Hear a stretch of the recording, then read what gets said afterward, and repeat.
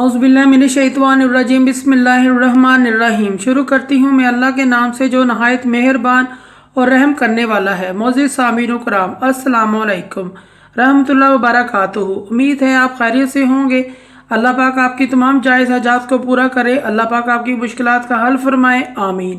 हमारा आज का मौजू है ख्वाब में सालन को देखने के हवाले से। इसकी मुख्तलिफ सूरतें हैं और मुख्तलिफ ताबीरें हैं जो इस वीडियो में बयान की जाएंगी। अगर आपने इस चैनल को लाइक और सब्सक्राइब नहीं किया तो कर दें, घंटी के बटन को भी दबा दें ताकि आपको आने वाली वीडियो का नोटिफिकेशन मिल सके। ख्वाब में सालन देखना लोगों को फ़ायदा, आराम देने, राहत पाने की अलामत है।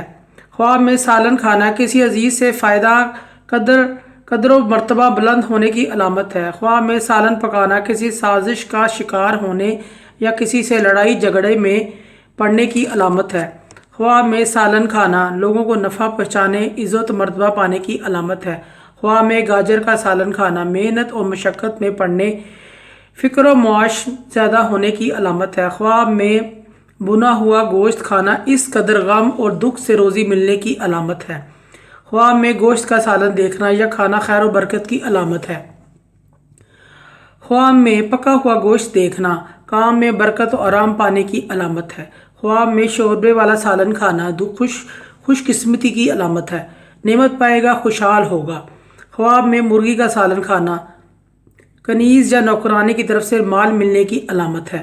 ख्वाब में बदमज़ा सालन खाना नुकसान, रंज की अलामत है। मोअज़्ज़िज़ सामीन कराम, अगर आपको हमारी ये वीडियो अच्छी लगी है तो इसे सदका जारिया समझकर ज़्यादा से ज़्यादा शेयर करें। अल्लाह पाक आपके हामे नासर हों। जज़ाकल्लाह।